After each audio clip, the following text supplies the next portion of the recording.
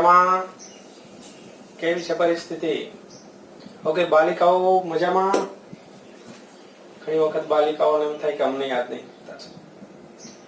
તો અહીંયા આપણે ચેપ્ટરની અંદર નીટ અને ગુજકેટની અંદર પૂછાયેલા પ્રશ્નોની સિરીઝ, એની અંદર ચેપ્ટર 1 નો છેલ્લો ભાગ એટલે કે 5 નંબરનો ભાગ, એની અંદર આપણે ગાઉસના નિયમ પર આધારિત પ્રશ્નો શીખવાના છીએ. ગાઉસનો નિયમ અને ગાઉસના નિયમના ઉપયોગો, એમને લગતા જે બી સૂત્ર છે, જે બી કન્સેપ્ટ છે, એમના પર આધારિત એમસીક્યુ શીખવાના છીએ. તો પહેલા એક વખત એમનું ફાસ્ટ રિવિઝન એટલે કે એમના કન્સેપ્ટ શરૂઆતની અંદર યાદ કરી લઈએ, એમના સૂત્ર યાદ કરી લઈએ, અને પછી એને રિલેટેડ જે પ્રશ્નો પૂછાયેલા છે એ બધા પ્રશ્નો સોલ્વ કરીશું. તો થઈ જાવ તૈયાર મિત્રો.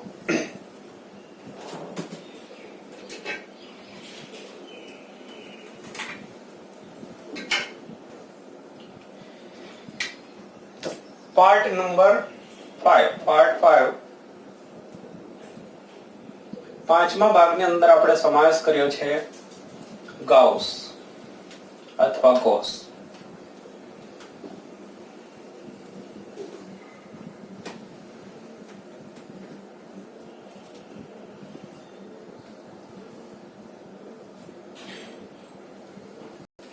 તો પહેલા આપણે ગાઉસનો નિયમ યાદ કરી લઈશું. ગાઉસના નિયમનું સૂત્ર યાદ કરી લો. ગાઉસનો નિયમ શાના માટે ઉપયોગી છે, ક્યારે લાગુ પાડી શકાય, ગાઉસના નિયમ માટે શેની જરૂરિયાત રહેતી હોય છે, આ બધું યાદ કરી લો. તૈયારી બરાબર કરતા રહો છો ને? કિરીટ સરનો અવાજ આવતો નહીં એટલે ઘણા તૈયારી નહીં કરતા. આજે જેનું ખોટું પડ્યું છે તેમના નામ યાદ આવે છે ને? ઓકે, તો જુઓ, ગાઉસનો નિયમ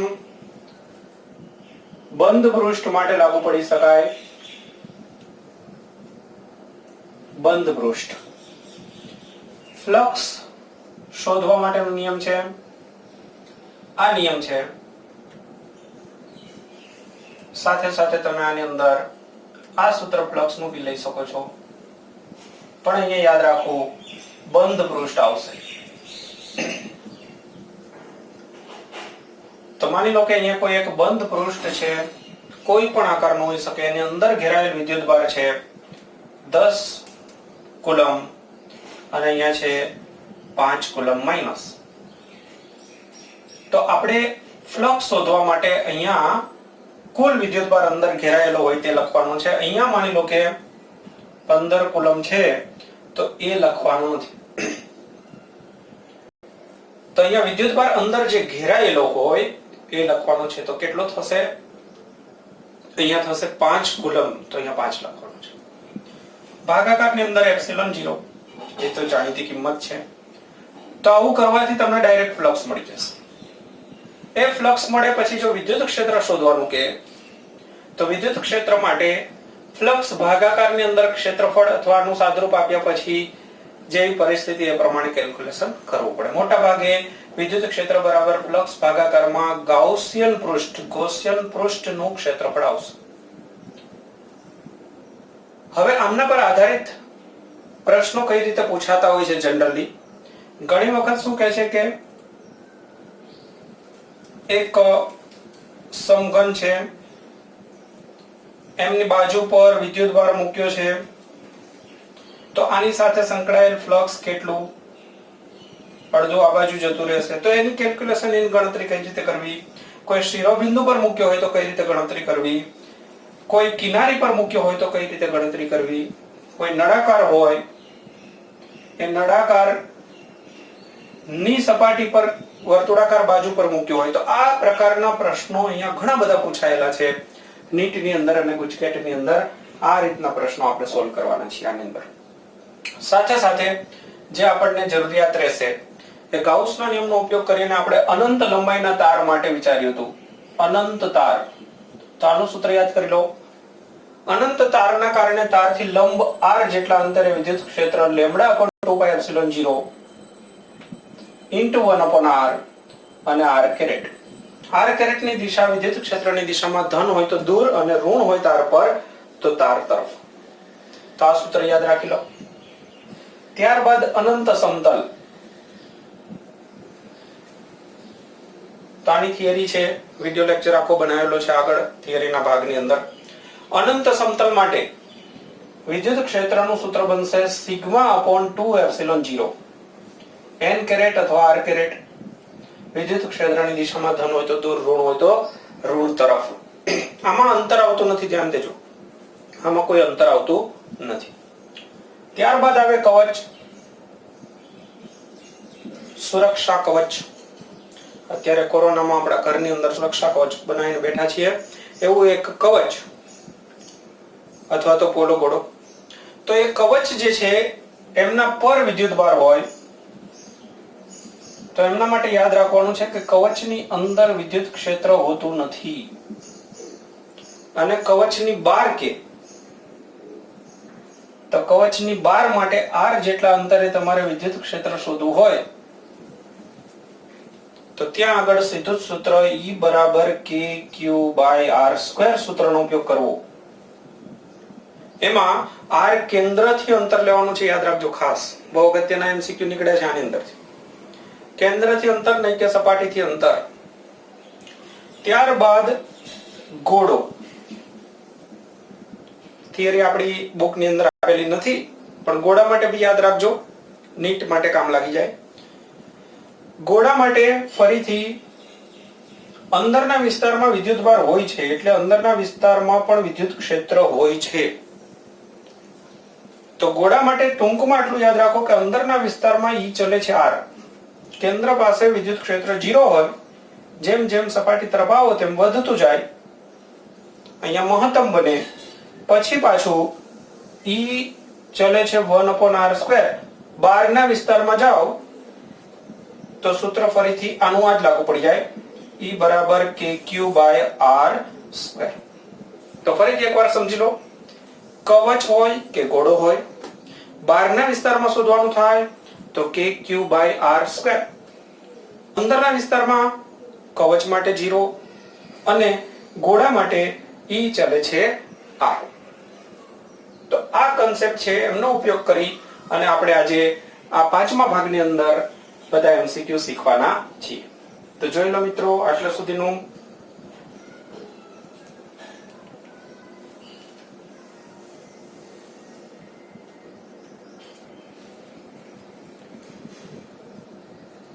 જો મિત્રો જુઓ, હવે આપણે પ્રશ્નો ચાલુ કરીએ છીએ. તો પહેલા નીટની અંદર પૂછાયેલ પ્રશ્ન, નાના પ્રશ્નો હશે. આ ટોપિકની અંદર ટાઈમ બગડતો નથી, પ્રશ્નો એટેન્ડ કરવાની અંદર બહુ ફાસ્ટ પ્રશ્ન તમે એટેન્ડ કરી શકો છો, સમય બચાવી શકો છો. તો આ ટોપિક જે છે એ ખાસ ઉપયોગી રહેશે નીટ માટે. મોટા દાખલા, ગણતરીનો ટાઈમ લેવા દાખલા આની અંદર હોતા નથી. તો જો પહેલા શરૂઆત કરીએ. 2001 ની અંદર પૂછાયેલ પ્રશ્ન, એક સમઘનની મધ્યમાં q માઇક્રોકુલમ વિદ્યુતભાર મૂકેલો છે, તો એની એક બાજુમાંથી કેટલું ફ્લક્સ બહાર આવશે? તો બહુ સિમ્પલ પ્રશ્ન છે, ગાઉસનો નિયમ છે વાપરવાનો. તો જુઓ, સમઘનના મધ્યની અંદર મૂકેલ છે. સમઘન એટલે બંધ પૃષ્ઠ ગણો, એના મધ્યની અંદર અહીંયા q માઇક્રોકુલમ વિદ્યુતભાર મૂકેલ છે. તો આમની સાથે સંકળાયેલ કુલ ફ્લક્સ જે છે, કુલ ફ્લક્સ ગાઉસના નિયમ પ્રમાણે અંદર ઘેરાયેલ વિદ્યુતભાર, તો આખાની અંદર ઘેરાયેલ વિદ્યુતભાર થયો q માઇક્રોકુલમ અને ભાગાકારની અંદર ε0. તો આખામાં પૂછે છે તો આ જવાબ થઈ ગયો, પણ આપણને કહ્યું છે એક બાજુ માટે. તો બહુ સિમ્પલ છે કે આખો જે બંધ પૃષ્ઠ છે એને 6 બાજુ છે, તો 6 બાજુ સાથે સંકળાયેલા આટલું, તો એક બાજુ માટે કેટલું? તો ભાગાકારમાં 6 કરી દો. તો એક બાજુ માટે ફ્લક્સ બરાબર થશે ભાગાકારમાં 6, એટલે કે આમના ભાગાકારની અંદર q માઇક્રો એટલે 10⁻6 અને એ ભાગાકારમાં 6 અને ε0. બસ, તો પૂરો થઈ ગયો પ્રશ્ન. આપણને ઓપ્શન મળશે q/6 epsilon 0 10⁻⁶ તો આ ઓપ્શન હશે. જો ત્યારબાદ બીજો પ્રશ્ન અહીંયા જોઈ લઈએ. બીજો પ્રશ્ન છે તમારી સામે 2006 ની અંદર પૂછાયેલો છે. L મીટર લંબાઈનો એક ચોરસ આ કૃત્રિમાં દર્શાવેલો છે. કઈ કૃત્રિમાં? આ કૃત્રિની અંદર દર્શાવેલ છે એક ચોરસ જેની અંદર વિદ્યુત ક્ષેત્ર પણ દર્શાવેલું છે.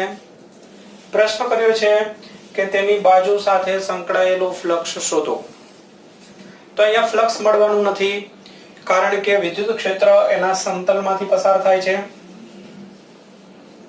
અને એના ક્ષેત્રફળને દર્શાવતો સદિશ તમે જાણો છો કે લંબરૂપે હોય છે. તો અહીંયાની પરિસ્થિતિમાં E અને ક્ષેત્રફળને દર્શાવતો સદિશ S અથવા A એમની વચ્ચેનો ખૂણો બની જાય છે 90 એટલે ફ્લક્સ મળશે નહીં.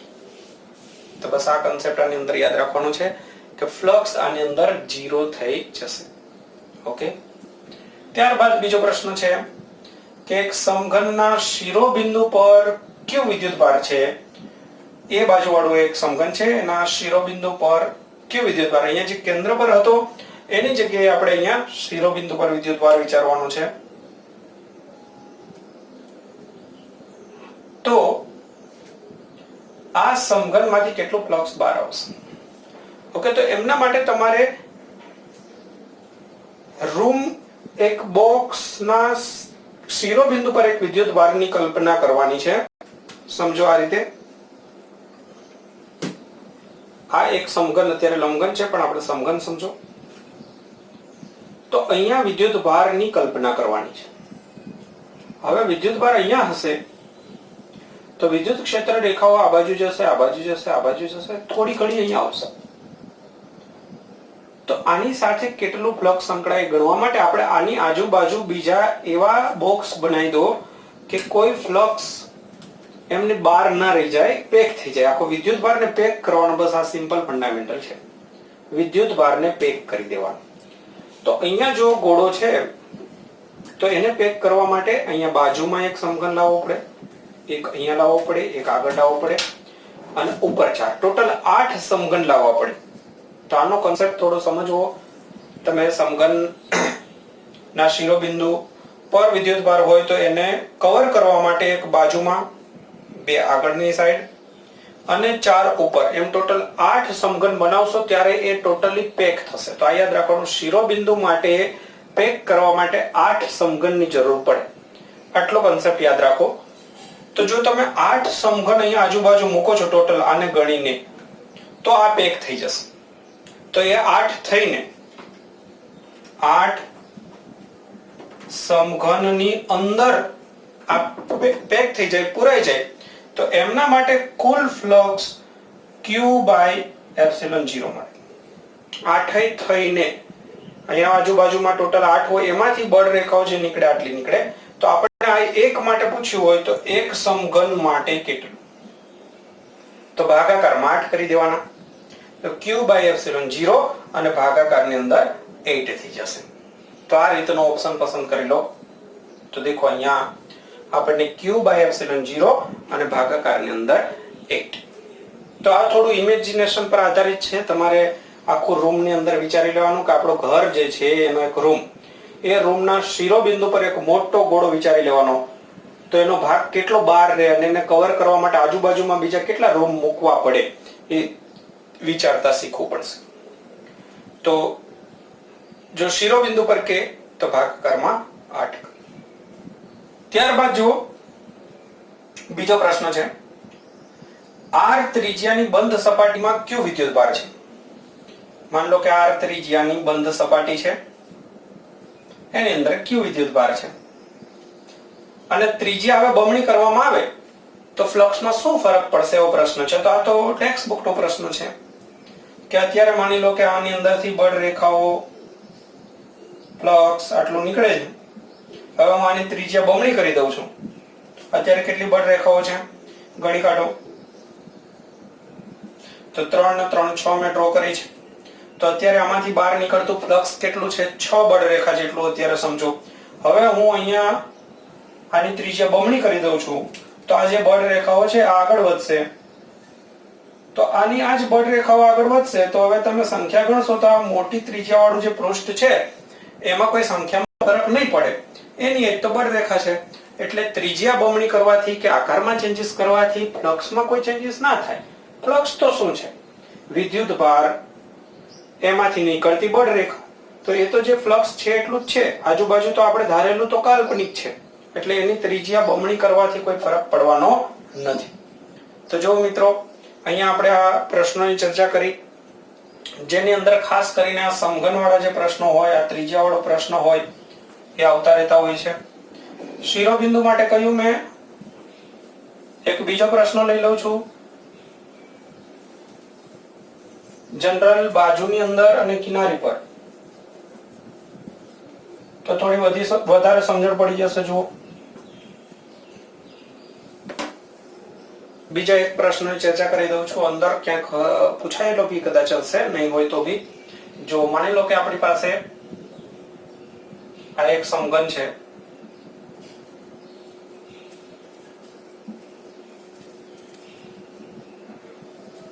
હવે પ્રશ્ન પૂછાય કે અહીંયા વિદ્યુત ભાર છે સપાટી પર, સમજો કે અહીંયા વિદ્યુત ભાર છે, તો સ્વાભાવિક રીતે અહીંયાથી બળ રેખા આ બાજુ આવશે અને સાથે સાથે આમાંથી બળ રેખા બી જશે. તો આપણે આ બાજુ જે જાય છે એને પેક કરી દેવાનું. તો એને પેક કરવા માટે બીજો એક સમઘન અહીંયા બાજુમાં વિચારવું પડે. જો અહીંયા તમે એક બીજો સમઘન છે એની કલ્પના કરશો તો હવે આ વિદ્યુત ભાર કમ્પ્લીટ રીતે પેક થઈ ગયો છે. હવે આની અંદરથી તમે વિચારો કે બળ રેખા નીકળે છે. તો આકૃતિ પરથી મને જો કહો કે આ બાજુ ટોટલ કેટલી છે? 6 બળ રેખા છે. તો 6 માંથી તમે જોઈ શકો છો કે 3 આ સાઈડ ગઈ ને 3 આ સાઈડ ગઈ. એટલે આપણે એવું કહી શકીએ કે આખું બંધ પૃષ્ઠ છે એની અંદર ટોટલ ફ્લક્સ છે. તો આપણે સમજણ માટે લીધી પણ લખાય આ રીતે. આ ફ્લક્સ મળ્યું પણ કેટલા સમઘનથી? 2 સમઘનથી. 2 માટે ફ્લક્સ આ મળ્યું તો આપણને કહ્યું એકલા માટે કેટલું? તો 1 માટે ભાગાકારમાં અડધો કરી દેવાનું, 2 કરી દેવાના, એટલે કે q/2 એપ્સિલોન g થશે. આ રીતે આપણને એક ઘન માટે પૂછ્યું હતું. એ જ રીતે વિચારો અહીંયા કિનારી પર વિદ્યુત ભાર છે. વિદ્યુત ભાર અહીંયા છે કોઈ એક કિનારી પર, તો આને પેક કરવાનો પ્રયત્ન કરશો. જો અત્યારે મેં બાજુમાં એક સમઘન તો ઓલરેડી મૂકી દીધો છે, તો તમે એની છત પરથી જોશો તો અડધો ગોળો દેખાશે. સમજ પડે છે? જો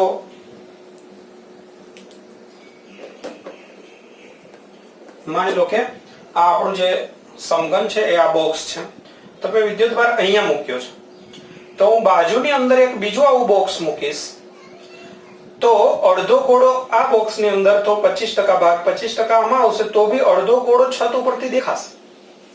તો મારે અહીંયા એક હજુ સમઘન મૂકવું પડશે અને એક અહીંયા પણ સમઘન મૂકવું પડશે, તો આખો કવર થઈ જશે. એટલે 2 ઓલરેડી મૂક્યા છે, એવા બીજા 2 તમે અહીંયા ધારી લો, એક અહીંયા અને એક અહીંયા, તો પેક થઈ જશે. તો આમાંથી જે બળ રેખાઓ છે ટોટલ એ આ 4 વચ્ચે પેક થશે. એટલે એમના માટે કહી શકો કે 4 માટે ફ્લક્સ q/ε0.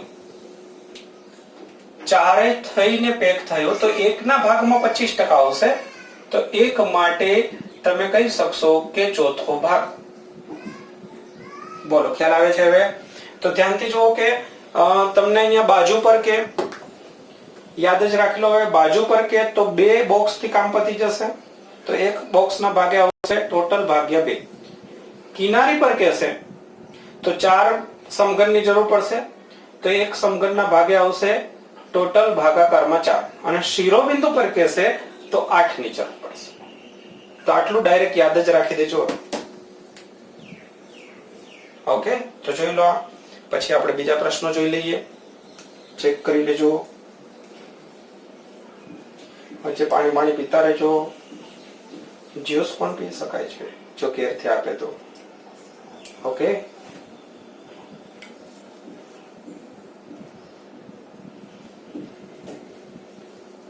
જો બાળકો બહુ સરસ એવો પ્રશ્ન છે તમારી સામે. નીટ 2012 ની અંદર પૂછાયેલો પ્રશ્ન છે. તમે રકમ વાંચી લો, ત્યાં સુધીમાં હું આકૃતિ દોરી દઉં.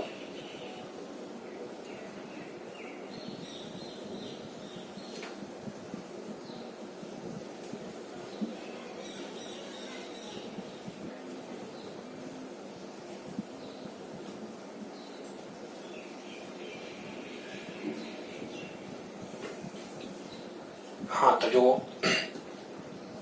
શું છે પ્રશ્ન. બહુ સરસ એવો પ્રશ્ન છે. આમ સિમ્પલ લાગે, નાનકડો લાગે, પણ થોડું ઘણું કન્ફ્યુઝન બી રહી જાય, સમજણ ફરક બી થઈ જાય ઉતાવળની અંદર. તો જો એક પોલાર નળાકારમાં q વિદ્યુતભાર છે, રહ્યો નળાકાર. એની વક્ર સપાટી b સાથે સંકળાયેલ ફ્લક્સ φ. આ વક્ર સપાટી જે છે અહીંયાની, એની સાથે સંકળાયેલ ફ્લક્સ φ આપ્યું છે. ઓકે, તો પ્રશ્ન કર્યો છે કે એ સપાટી સાથે સંકળાયેલ ફ્લક્સ કેટલું. અહીંયા ફ્લક્સ કેટલું. તો દેખો, હવે અહીંયા આપણે ગાઉસના નિયમનો ઉપયોગ કરીશું.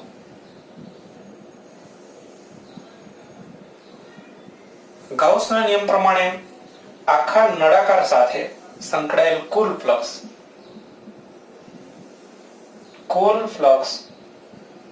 φ' કહી દઉં, કેમ કે 5 આમના માટે નામ આપેલું છે. તો φ' ઇઝ ઇક્વલ ટુ q અંદર ઘેરાયેલ વિદ્યુતભાર ભાગાકારમાં એપ્સિલોન 0. હું આખા માટે પૂછું તો તમે અંદર લખશો q વિદ્યુતભાર અને ભાગાકારમાં એપ્સિલોન 0. ઓકે, હવે આપણે કુલ ફ્લક્સ કોની સાથે સંકળાયેલું છે. તો કુલ ફ્લક્સ જે અહીંયાથી નીકળશે, સમજો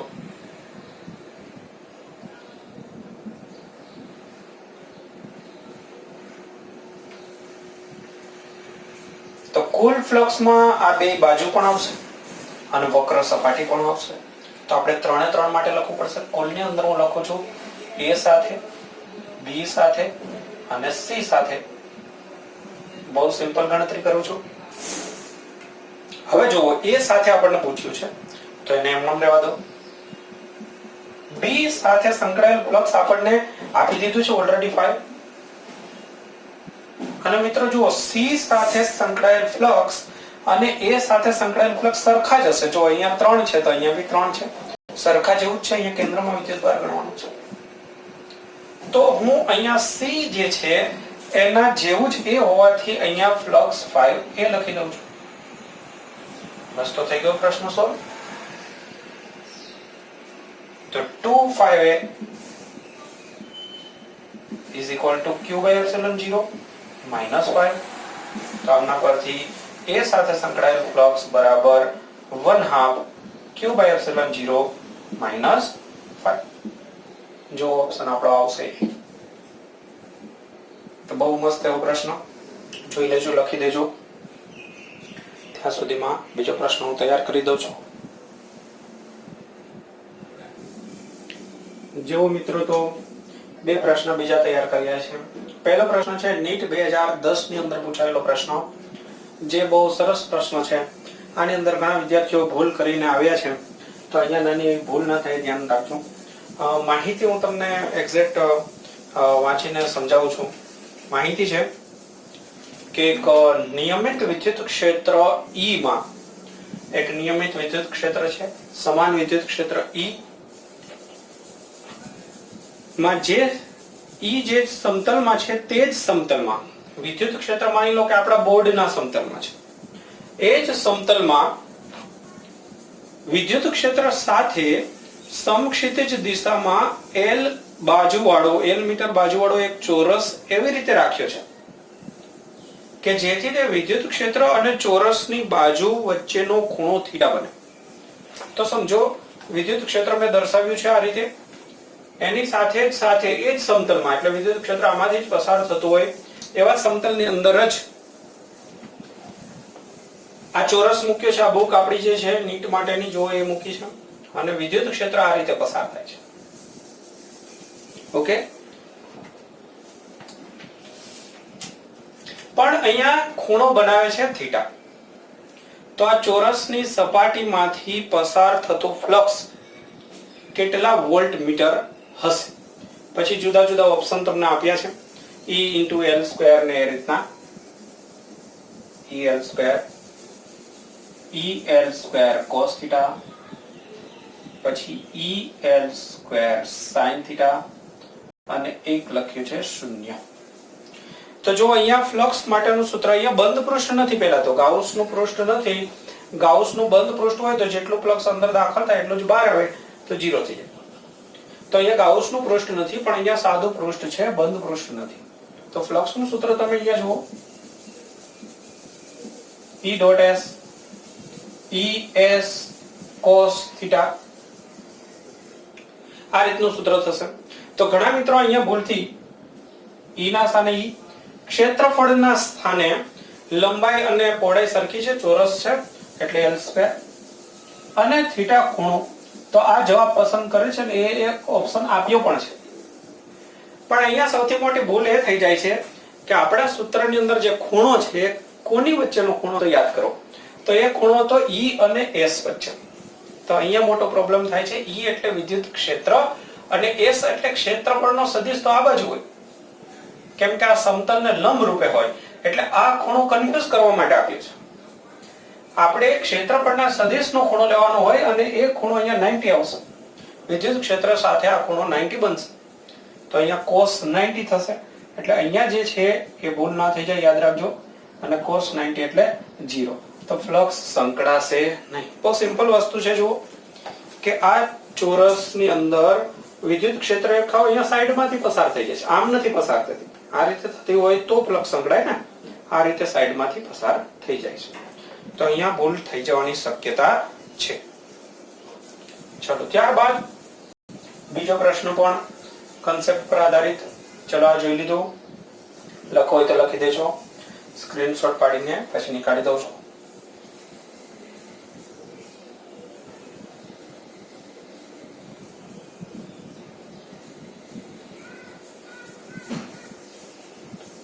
જો 2019 ની અંદર, એટલે કે લાસ્ટ એક્ઝામ ની અંદર પૂછાયેલો પ્રશ્ન, R ત્રિજ્યાના પોલા ગોળા પર નિયમિત વિદ્યુત ભાર છે.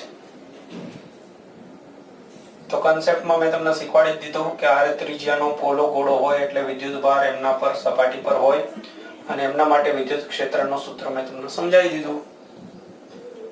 કેન્દ્રથી જેમ તમે અંતર સાથે આ રીતે આગળ વધો ત્યારે વિદ્યુત ક્ષેત્ર કઈ રીતનું હશે. તો ઓપ્શન પહેલા વાંચતા પહેલા તમને યાદ દેવડાવી દઉં કે R લેસ ધેન R, અંદરના વિસ્તારમાં E બરાબર 0 જો. ત્યારબાદ R ગ્રેટર ધેન R,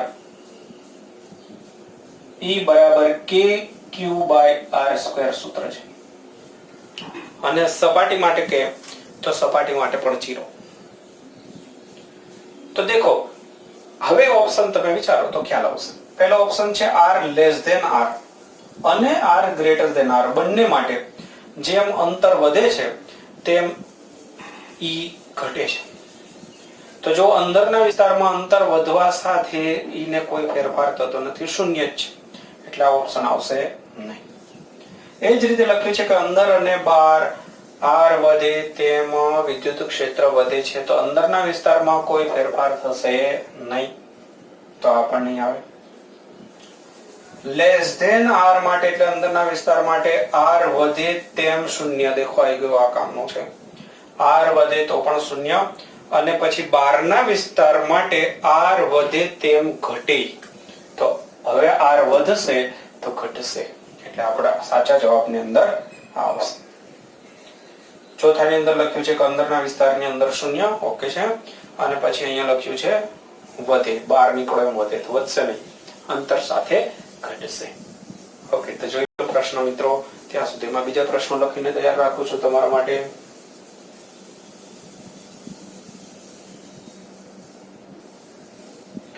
જો બાળકો, ફરીથી લાસ્ટ યર ની અંદર 2019 માં જ પૂછાયેલો સરસ એવો પ્રશ્ન પ્લસ લેમ્બડા કુલમ પર મીટર અને માઇનસ લેમ્બડા કુલમ પર મીટર ના બે સમાંતર અનંત રેખીય વિદ્યુત ભારો કે જેમની પર રેખીય વિદ્યુત ભારની ઘનતા પથરાયેલી છે અને એમને એકબીજાથી 2r અંતરે રાખેલા છે. તો પરિસ્થિતિ સમજો, બે વિદ્યુત ભાર રેખીય અનંત વિતરણ વાળી થિયરી, અનંત લંબાઈના તાર વાળી થિયરી યાદ કરો. એક તાર અહીંયા છે અને બીજો તાર એને સમાંતર ગોઠવેલ છે, અનંત લંબાઈના તાર છે. એક પર વિદ્યુત ભારની ઘનતા પ્લસ છે અને બીજા પર માઇનસ છે. પ્રશ્ન કર્યો છે કે આ બે વચ્ચેનું અંતર 2r હોય તો એમના મધ્ય બિંદુ પર વિદ્યુત ક્ષેત્ર શોધો. અહીંયા વિદ્યુત ક્ષેત્ર શોધવાનું છે. તો તમને આમના માટે ખાલી સૂત્ર આવડવું જોઈએ. તારના કારણે, અનંત લંબાઈના તારના કારણે વિદ્યુત ક્ષેત્રની તીવ્રતાનું સૂત્ર λ/2πε0 1/r r કેરેટ, આ સૂત્ર આવડવું જોઈએ. સાથે સાથે r કેરેટ શું છે ખબર હોવી જોઈએ. વિદ્યુત ક્ષેત્રની દિશામાંનો સદિશ.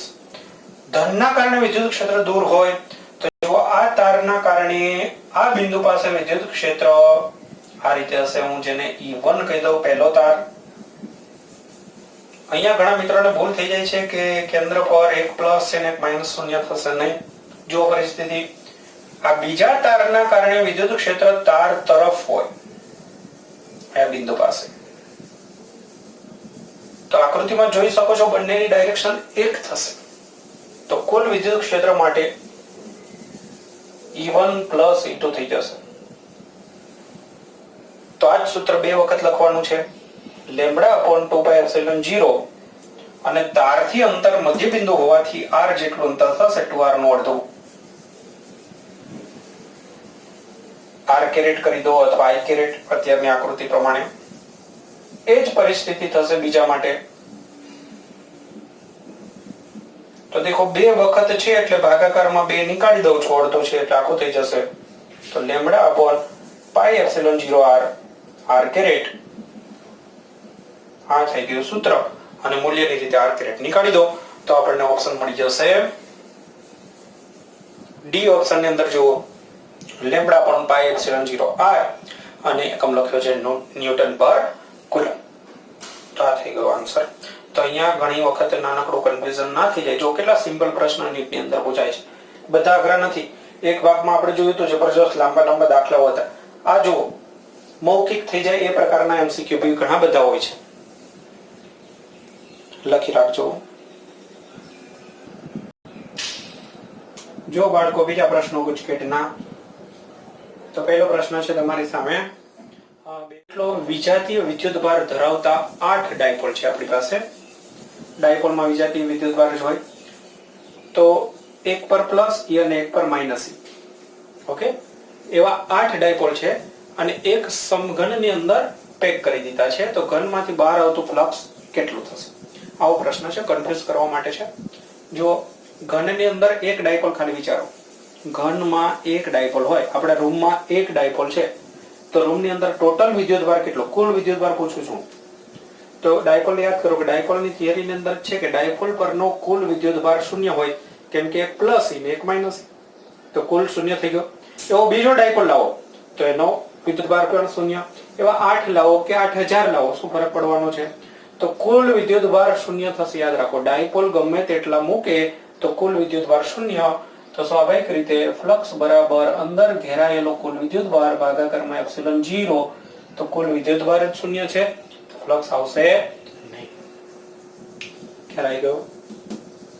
ચલો, ત્યારબાદ બીજો પ્રશ્ન ઓલરેડી નીટના પ્રશ્નની અંદર આવી ગયો છે. ગુજકેટમાં બીજો પૂછાય છે કે r બરાબર 10 સેન્ટીમીટર ત્રિજ્યાનું એક પૃષ્ઠ છે, એમાંથી આટલું ફ્લક્સ સંકળાયેલું છે. હવે ત્રિજ્યા 3 ગણી કરવામાં આવે તો ફ્લક્સ કેટલું થાય? તો ત્રિરાશી ના મૂકતા કે r હોય તો 5, તો 3r હોય તો કેટલું, એવું નહીં આવે. સમજણ આપી દીધી છે કે ગોળાની કે રૂમની ત્રિજ્યા વધારવામાં આવે તો બળ રેખાઓ કે ફ્લક્સમાં કોઈ ફરક પડતો નથી. આગળ પ્રશ્નમાં સમજાવી દીધું છે આ જ વિડીયોમાં. ત્યારબાદ 2014 ની અંદર પૂછાયેલો પ્રશ્ન છે. અનંત તારથી 2 સેન્ટીમીટર અંતરે વિદ્યુત ક્ષેત્ર આપ્યું છે તો રેખીય ઘનતા શોધો. ફરીથી અહીંયા આપણને આ સૂત્રવાળું જોઈએ તો આપણું કામ બની જાય છે વિદ્યુત ક્ષેત્ર બરાબર લેમ્બડા અપોન 2 પાઈ એપ્સિલોન 0 અને r. આ સૂત્રની અંદર તમે જુઓ કે આપણને E આપ્યું છે, r આપ્યું છે, એ લેમ્બડા શોધવાનું છે તો કિંમત મૂકી સાદરૂપ આપી દેવાની. થોડુંક સહેલું બનાવવું હોય તો આપણે આવું શીખવાડી તો 2 વડે ગુણાકાર ભાગાકાર કરી દો તો અહીંયા 4 પાઈ એપ્સિલોન 0 થઈ જશે. એટલા માટે આની જગ્યાએ તમે k લખી શકો તો 2k લેમ્બડા બાય r. આ પણ સૂત્ર છે. આ સૂત્રની અંદર તમે કિંમત મૂકી દો. આપણે જોઈએ છે લેમ્બડા તો લેમ્બડા ઇઝ ઇક્વલ ટુ થશે er અપોન 2 k. તો આમાં કિંમત મૂકતા જાઓ બસ. e ની જગ્યાએ આપણે રાખીએ 3 × 8. r ની જગ્યાએ લો 2 સેન્ટીમીટર 2 10 - 2 ઘાત 2 k ની કિંમત 9 × 9.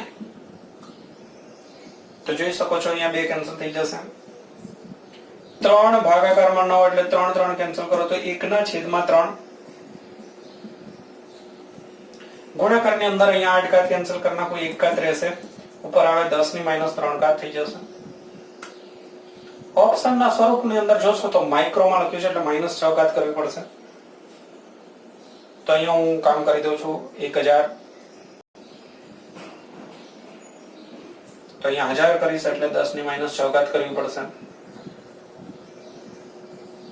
6 ઘાત કરવાનો મતલબ એટલે કે માઇક્રોમાં રાખ્યું તો 1000 ભાગાકારની અંદર 3 તો 333.33 એ રીતે આગળ વધશે એટલે 333 અને 10 - 6 ઘાત એટલે માઇક્રો. આપણે શોધ્યું રેખી ઘનતા એટલે કુલમ પર મીટર. તો દેખો ઓપ્શન ની અંદર આપણને આ ઓપ્શન સેટ થશે 333 માઇક્રો કુલમ પર મીટર. તો આપણે એક ગુજકેટ અને નીટ લેવલ માટે બહુ સરસ પ્રશ્ન, નાનો અને અગત્યનો પ્રશ્ન, સૂત્ર ખબર હોય તો આવડી જાય એવો જોઈ લો.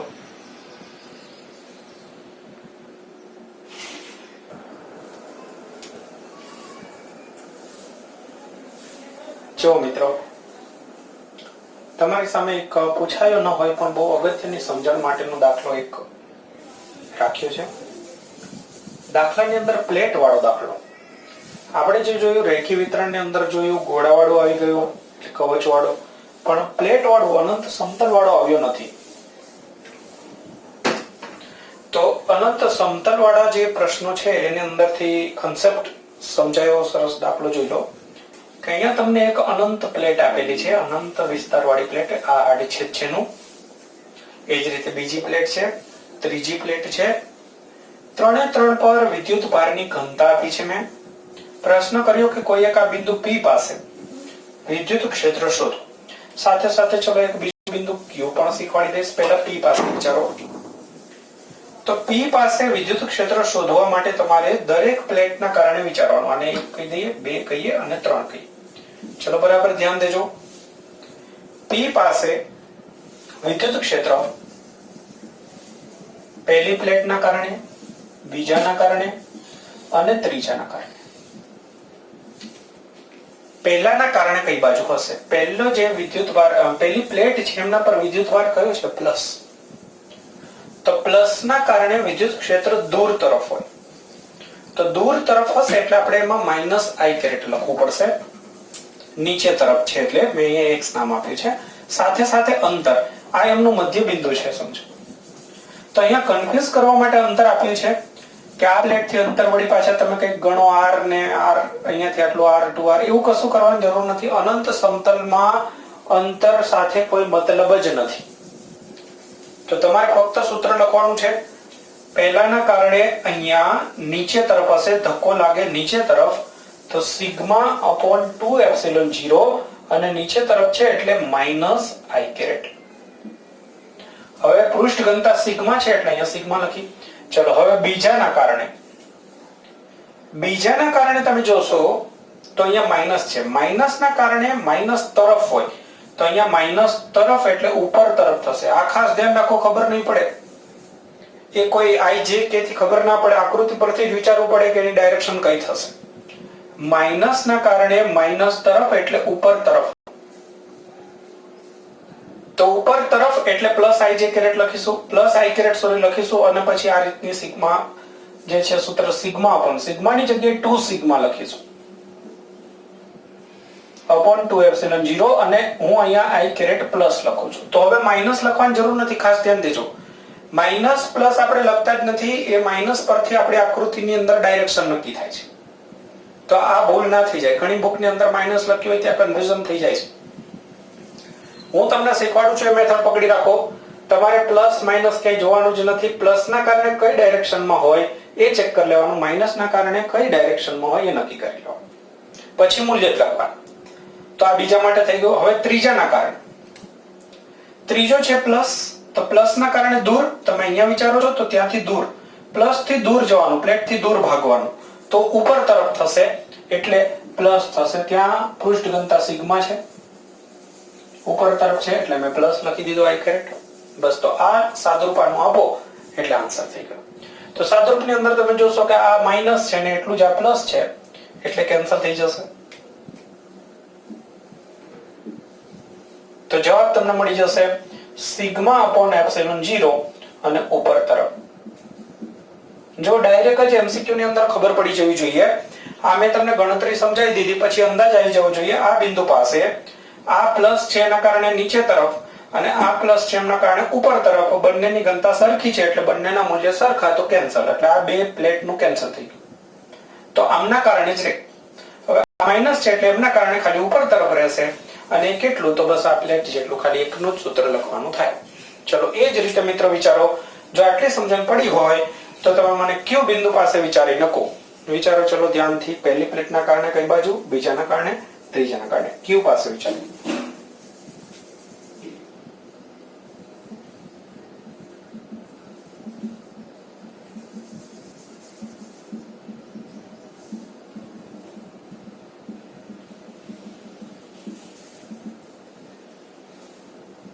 પહેલાના કારણે ક્યુ પાસે કઈ બાજુ હશે? તો જુઓ ધ્યાનથી કે ધનના કારણે દૂર એટલે નીચે તરફ.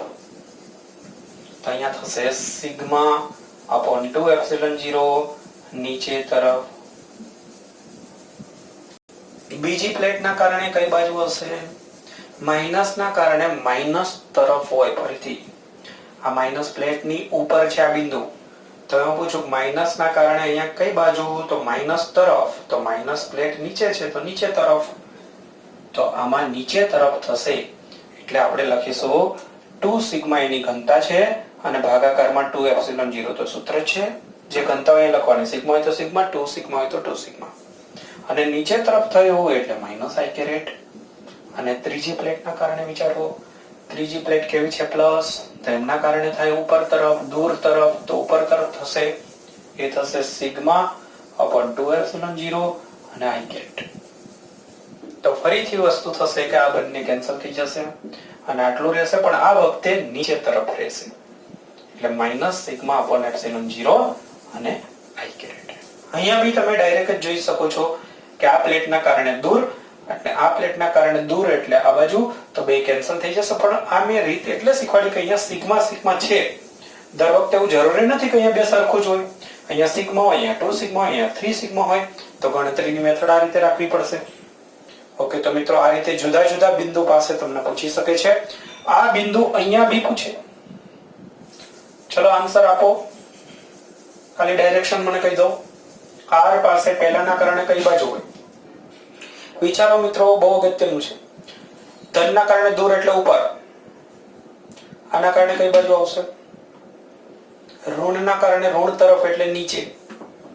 આમના કારણે ધનના કારણે ધનથી દૂર ભાગવાનું. આ બિંદુ પાસે જવાનું પણ પ્લેટથી દૂર. આમ જાવ તો પ્લેટ તરફ ગયા કહેવાય એટલે ઉપર. થઈ ગયું. એ જ રીતે અહીંયા બિંદુ હોત કદાચ તો આ પ્લેટના કારણે દૂર નીચે, આમના કારણે પ્લેટ તરફ ઉપર, આમના કારણે પ્લેટથી દૂર. તો આ કન્સેપ્ટ જો તમને ક્લિયર હોય તો ગમે તેવા દાખલા પૂછે આ પ્લેટને રિલેટેડ આને લગતા તો તમે આરામથી સોલ્વ કરી શકો. બાકી ગોખેલા હોય તો કોઈ દિવસ ગમે તેટલા તમે દાખલા તૈયાર કરો મિત્રો તો બી આની અંદર ખ્યાલ આવશે નહીં. ઓકે, તો મિત્રો આપણે અહીંયા 5 નંબરનો ભાગ પૂરો કરી દીધો અને ચેપ્ટર બી પૂરું કરી દીધું. નીટ અને ગુજકેટ ની અંદર પૂછાયેલા બધા જ પ્રશ્નો મેં તમને સોલ્વ કરી દીધા છે, સોલ્વ કરાવી દીધા છે. સાથે સાથે એને લગતા પ્રશ્નો પૂછાય તો બી સમજાવ્યું છે. તો આઈ હોપ કે તમને બધાને આ બધી સમજણ પડી ગઈ હશે. ઓકે, હજુ ઘણા મિત્રો વિડીયો જોયા પછી લાઈક કરતા નથી, એટલે કે પેલું આમ થમ્સ અપ બતાવવાનું જે ચિહ્ન હોય છે એ તમારે પ્રેસ કરવાનું હોય છે, જેના કારણે મને ઉત્સાહ રહે.